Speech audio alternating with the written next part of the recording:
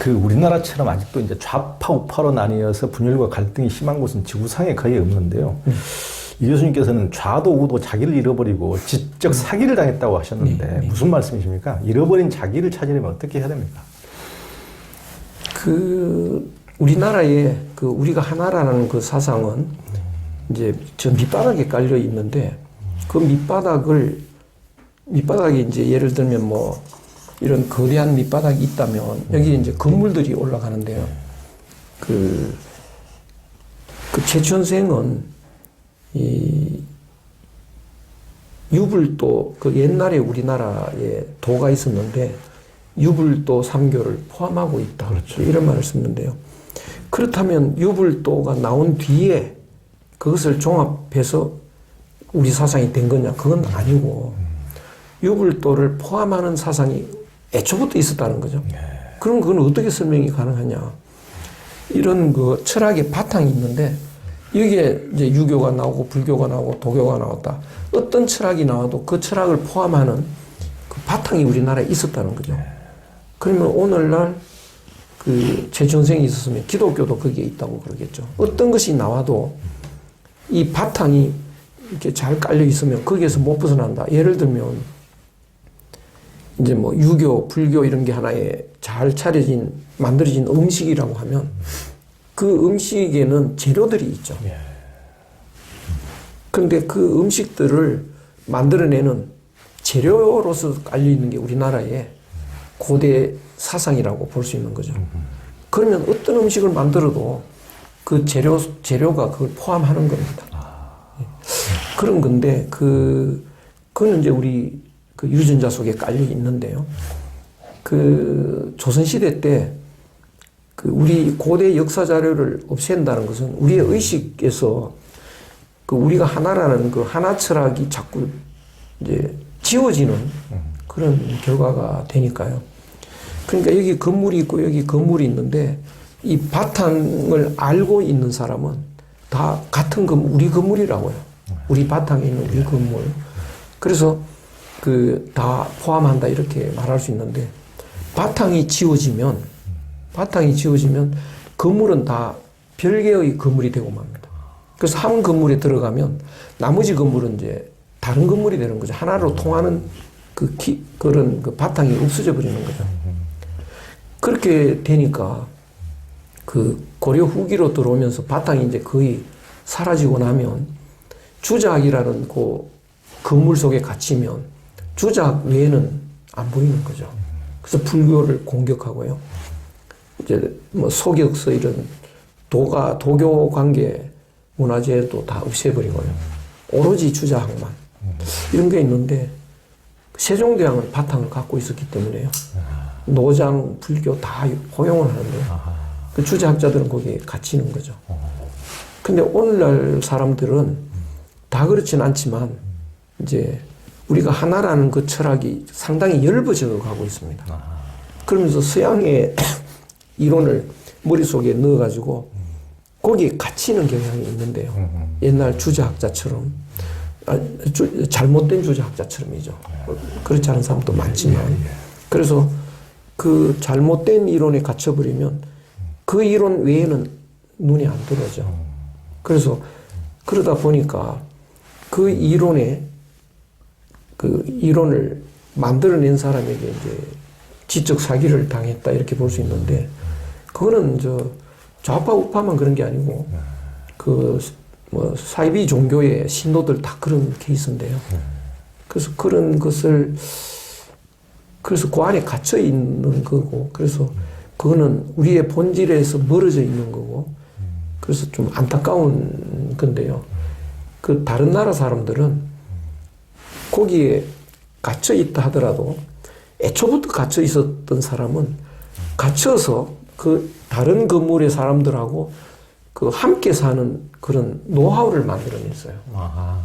그래서 규칙도 만들고 그걸 지키고 그래서 질서를 유지를 하는 그런 문화가 있는데 우리는 질서를 지키는 근본은 우리가 하나가 되는 바탕을 회복하면 저절로 되니까 그런 노력은 안 하는 민족이죠.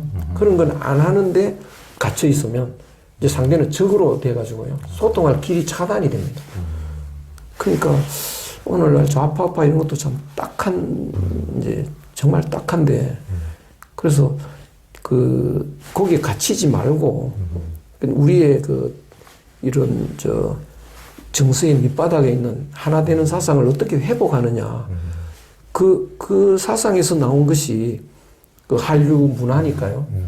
한류 문화도 좀 볼 필요가 있죠. 그래서 오징어 게임이면 오징어 게임 그런 걸 보고 저기서 감동 주는 게 뭔가, 나는 왜 감동을 못 받을까.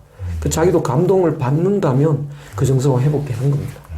그리고 이제 우리의 이런 환단고기에 있는 사상을 좀 정리를 하면 그걸 또 좀 이렇게 진지하게 좀 보고, 우선 갇힌 눈으로 보고 부정하기보다는, 그리고 우리의 철학 사상, 뭐 원효대사의 사상, 이런 진울의 사상 이런 것도 그 바탕을 이야기해 놓은 부분을 이렇게 좀 마음을 비우고 보면 이렇게 받아들여지는데, 현재 이 갇힐수록 그거는 욕심에 갇히는 건데요. 그것이 불행하다는 것도 깨달아야 되는데요. 왜 그러냐 하면, 너는 누구 나는 나다라고 하는 그 판단은 욕심입니다. 본래 마음에서는 그런 게 없는데요. 그래서 그 갇힌 사람은 이제 치열한 경쟁을 하고요. 내 거 챙기려고 하는데 그것은 욕심을 채우는 겁니다. 근데 욕심이라는 건 채우면 더 커지기 때문에요. 욕심 채우는 삶은 결코 채울 수가 없기 때문에요. 결국은 욕구 불만에 불행의 늪에 빠지는데요. 좌파에 갇히든 우파에 갇히든 불행한 삶을 살게 됩니다. 거기서는 어떤 일이 있어도 만족이 없습니다. 그래서 욕심이, 그래서 제 제자들이 이런 말을 하는데요. 지금 사회에 나가 있는 제자들이, 좌파들은 정의를 부르짖는데 정의롭지 않더라.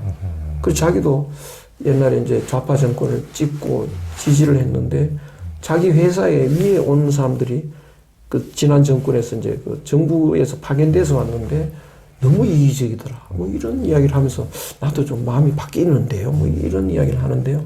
그건 왜 그러냐 하면, 정의로운 것도 그 바탕이 이 공평한 사회를 만들자라고 하는 그 판단이 욕심에서 나왔다고요. 그러니까 저 사람 돈이 많은데 이건 불공평해. 우리는 공평하게 나눠 가질 필요가 있어. 그것이 한 마음에서 나왔으면요. 그거는 이제 정말 이런 홍익인간으로 갈 수가 있는데, 욕심에서 나왔다면 뺏는 순간 욕심이 커져버리잖아요. 그럼 내가 더 가지고 싶은 거죠.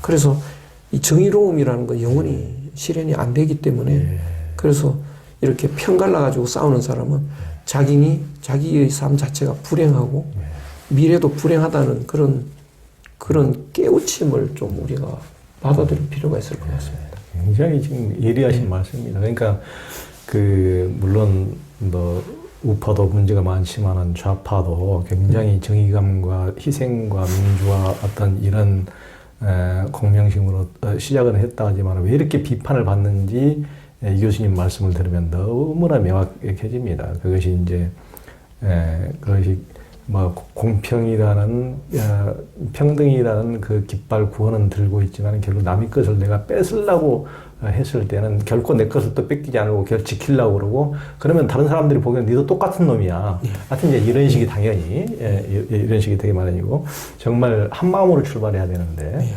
그런 게 참 문제가 되는 것 같습니다. 근데 이제 또 하나는 이제 한마음에 이런 것들이 이제 뭐 아까도 이제 교수님께서 이제 우리가 남을 무시하는 이런 것들은 또 경계해야 된다고 하는데, 잘못되면 이렇게 전체주의로 이렇게 또 될 가능성, 전체주의로 돼가지고 아예 한마음이 아니었던 사람들은 서로 공존하는 법을 처음에 배웠는데, 우리는 뭐 무조건 하나가 된다고 아예 하나가 안 되면 그냥 다 이진해시키고 왕따시키고 뭐 밟아 죽이려고 그러고 무시하고 멸시하고 이런 것들은 굉장히 우리가 또 경계해야 될 대목이 아닌가 싶습니다. 굉장히 경계해야 되는데요. 그럴 가능성이 또 높고요. 그래서 조선시대에 제가 이제 정리를 하면서 보니까 딱 두 대표의 사상가가 있는데 퇴계와 율곡인데요. 그래서 이게 이 잘못된 이 분열된 사회를 바로잡자. 그게 너무나 잘못됐다. 그래서 이제 성급하게 이걸 바로잡기 위해서 뛰어든 사람이 율곡인데요. 그러면 율곡의 마음속에 완전히 모든 사람과 하나 되는 마음이 충분히 깔려서 했느냐? 그러면 뒤탈이 안 나는데 성급해서 그것이 덜 된 상태로 나간 거예요. 그래서 퇴계는 끝까지 내가 완전히 하나 되는 마음, 정말 부처님처럼 되는 그 길이 되면 나는 가만히 있어도 이제 주위에서 바뀐다는 거예요. 그거를 끝까지 고수를 했는데 되게 세상에 이런데 가만히 있으면 어떡해. 이제 빨리 바꿔야지. 그러는 사람일수록 자기가 덜 돼 있는 사람이 많습니다.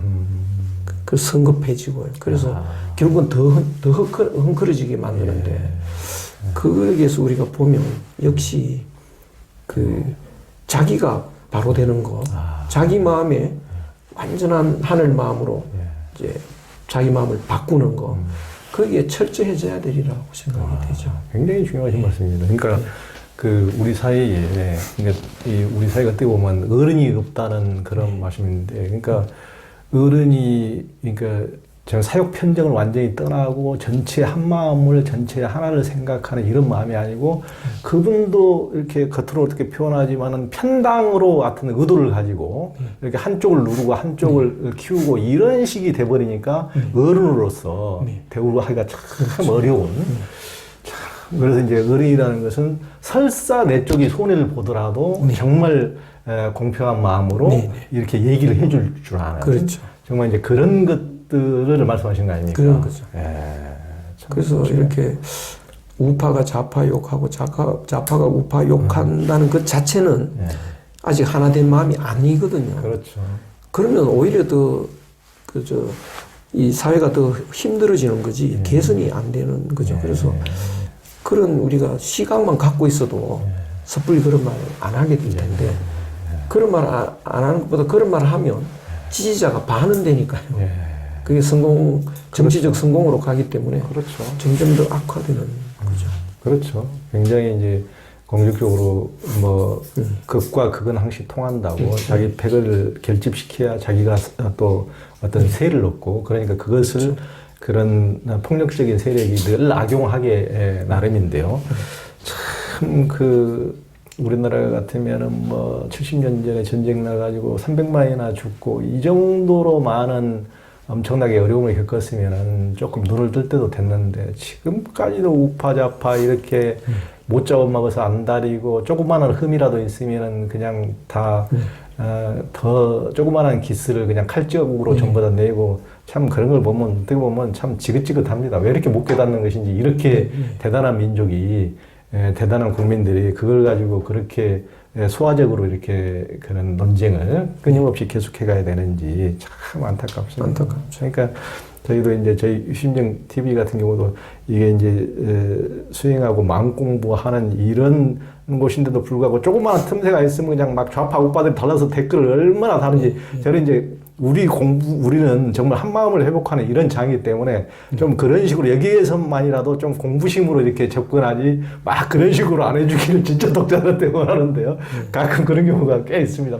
우리는 조금만 보이면 하도 이쪽 저쪽으로 갈려져서 그 싸우는 통에 참 그런 적이 참 안타까운데 그럴수록 저도 이제 그런 게 많고 한데 그럴수록 이제 퇴계 정신으로 돌아가서 이렇게 댓글 드는 사람들을 이제 꾸짖는 마음보다는 내가 아직 덜 됐다.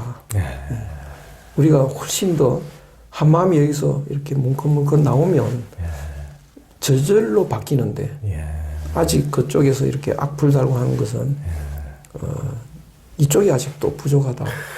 이게 퇴계 정신인데 그렇게 교수님 말씀 맞습니다. 지금도 유심정 TV에서 제가 부족함이 많기 때문에 그 진짜 100% 맞는 말씀입니다. 저도 진짜 인자무적이라고 인자무적이라고 정말 아직도 인자가 못된 저에게 책임이 큽니다.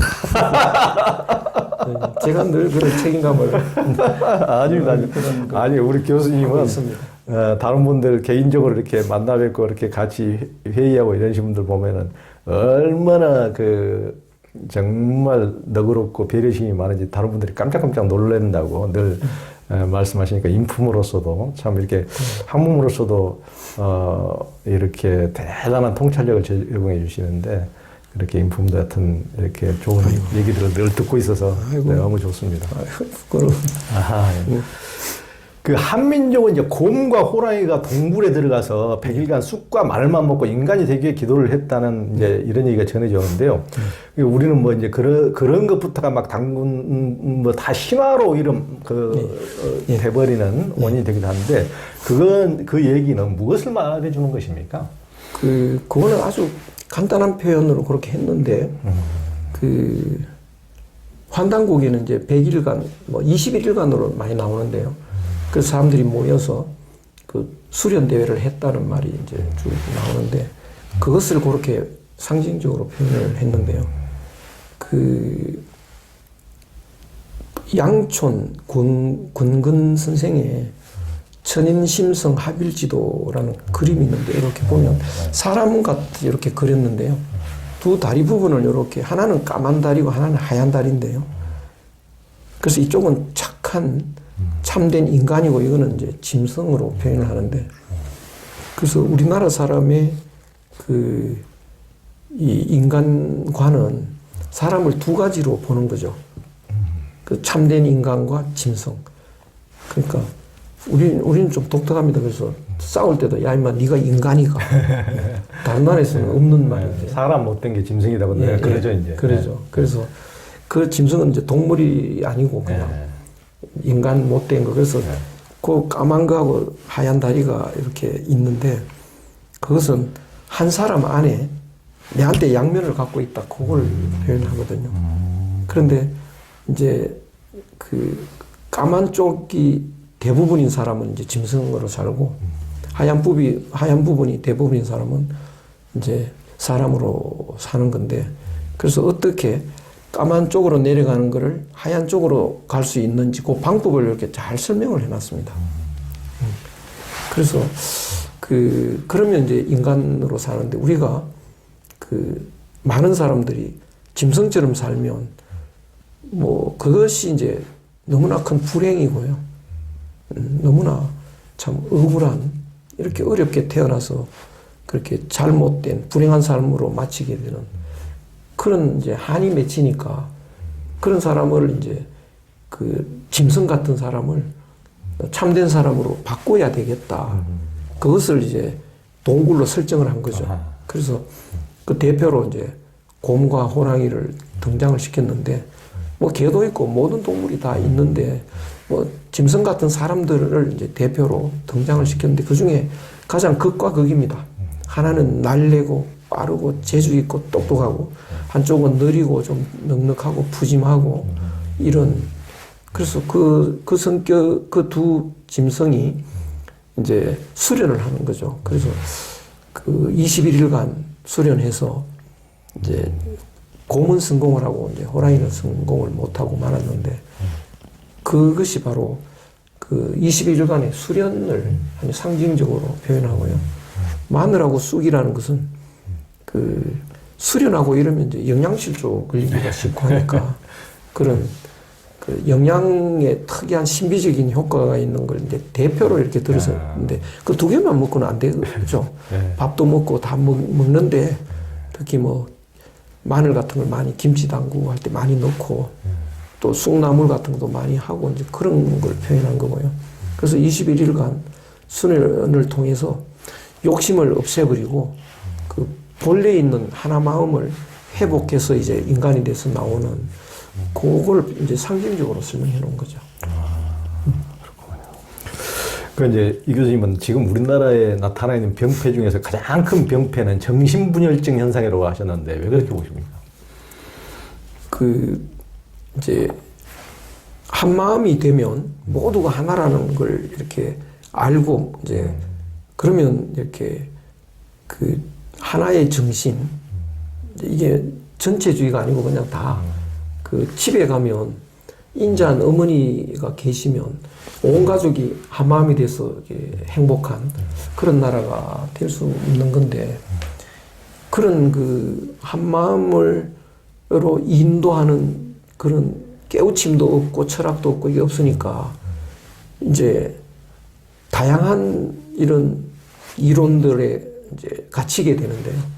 뭐 종교적으로도 이제 불교, 기독교, 천주교 뭐 또 이런 유학한 사람도 있고 다양하게 분열돼 있고, 또 우파, 좌파 또 이렇게 분열돼 있고, 그래서 이게 삶을 지탱하는 게 정신인데요. 정신이 다 이렇게 갈라져 있는 거죠.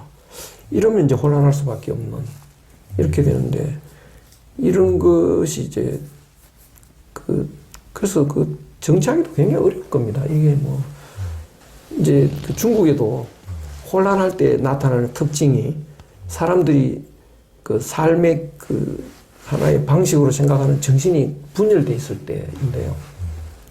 춘추 전국 시대에도 굉장히 분열이 돼 있었죠. 그런데 대부분 사람들이 인정하고 지지하는 철학이 순자였습니다.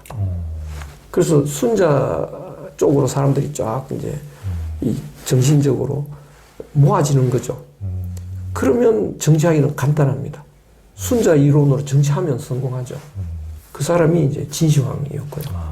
그 진시황은 순자가 죽어버렸으니까 순자 제자를 끌어안습니다. 이사하고 한비자인데, 그래서 성공하게 되고, 또 위진남북조 때 엄청 그 혼란이 일어났는데, 그때도 이론이 모두가 공감하는 이론이 없어서 그런 건데, 그때 이제 대부분이 좋아하는 이론이 서서히 생겼는데요. 불교였죠. 그래서 수문제가 나는 불교로 통치한다고 선언을 하고, 이제 평화를 이제 평화의 세상을 맞이했는데, 지금 우리는 그런 게 없어진 상태로, 그래서 그 누가 정치를 해도 이렇게 안정된 나라로 끌고 가기가 어려운데요. 이럴 때 이제 그 가장 밑바닥에 있는 우리의 하나 사상, 그것을 우리가 그 삶으로 반영할 수 있도록 이렇게 드러내는 이런 공부가, 노력이 필요한데, 그러면 거기에는 그 원효대사의 일심사상, 뭐 태계 선생의 천하무관사상, 또는 뭐 불교의 자비의 마음, 사랑의, 예수의 사랑의 마음, 이런 것이 다 하나로 어우러지는 그런 그 삶의 구체적인 방법과 이론과 이런 게 나오면 이제 다들 그것을 통해서 이제 행복감을 느끼게 될 텐데, 그것이 우리의 숙제죠. 그런데 그거는 종교의 형태로 나와서는 안 된다고 저는 봅니다. 종교가 나오면 새로운 종교가 하나 더 생기게 되니까 그 벽을 못 깨니까요. 그냥 생활 철학. 뭐 이런 식으로 우리가 이렇게 이런 거를 하다 보면 사람들이 이제 뭐 자꾸 많이 들어오면 그 공감하는 사람들이 많아지거든요. 이제 이런 유튜버가 많은 건데, 많다가 너무나 정말 공감을 하게 하는 게 나오면 이게 이제 이렇게 몰리게 되죠. 그래서 상당히 영향력을 받게 되면, 그러면 이제 정치하는 사람들이 나는 그쪽에서 말하는 그 원리를 가지고 정치하겠다. 그러면 이제 성공을 하고, 그러면 다시 안정되는 이제 시대가 오겠죠. 그러면 만약에 그게 되면, 그거는 우리나라만 안정시키는 게 아니고 세계를 안정시킬 수 있는 그런 계기가 되겠죠. 예전에 교수님께서 어떤 그런 마음을 회복하는 22일 수련 과정도 한번 만들어보고 싶다고 하셨는데, 혹시 그건 계획이 없었어요? 지금 하고 있는데요. 지금 하고 있어요? 예. 어디서 그걸 하고 있어요? 그래서 아직은 아직도 제가 부족하다 보니까 그거를 경영으로 끌고 가는 힘도 아직 없고, 그래서 몇 년 됐는데, 처음에는 그 리조트를 하나 빌려서, 방을 빌려서 몇몇 사람끼리 뭐 12명인가 이렇게 조용히 자체적으로 하고, 두 번째는 이제 그럼 21일간 연속으로? 예, 21일간. 예. 절에서 한번, 또 세 번째도 절에서 했는데요. 그러면서 처음에는 이렇게 짐승이 사람 돼야 되잖아요. 안 되면 이거 정말 21일이라는 긴 시간을 사람들이 모여서 거기에 갇혀 있는데, 그래서 그것이 뭐 정말 엄청난 효과가 있다 그러면 벌써 세상이 바뀌었겠죠. 근데 저희 한계도 있고 그런데 아직도, 그래서 제가 이번 겨울쯤 되면은 그런 걸 다시 한번 해보든지 하면서, 이제 우리 학자라는 것은요, 서구식 학문을 했기 때문에 수련이 거기 없습니다. 불교학자든 유학자든 수련이 빠진, 머리로서 논문 쓰고 뭐 이런 학문을 하니까요, 학자들이 인격자가 아니죠. 인간 되는 수련 빠진 거니까요. 그래서 뭐 나이가 훨씬 이제 은퇴한 뒤라도 그 집중하는 수련 같은 게 뭐 엄청나게 부족하니까 그것이 제일 먼저, 제일 큰 숙제로 이제 다가오고요. 그 다음에 이 동굴 학교도 아직은 미비하지만 그 해본 경험을 통해서 보면 상당히 바뀝니다. 예. 안 바뀌는 사람도 간혹 있고요. 근데 바뀌는 것은 한 4일쯤 되면 얼굴들이 좀 바뀌고요. 예. 그리고 사람이 이제 태도도 바뀌고, 그러면서 주의가 바뀌는데 제일 빨리 바뀌는 게 식당에 그 요리하시는 분이 바뀌어요. 그러니까 가서 이렇게 막 인사 잘하고 고맙다고 그러고, 그러면 이제 리조트 같은 데 보면 다른 팀들이 올 때하고 이게 다른 거예요.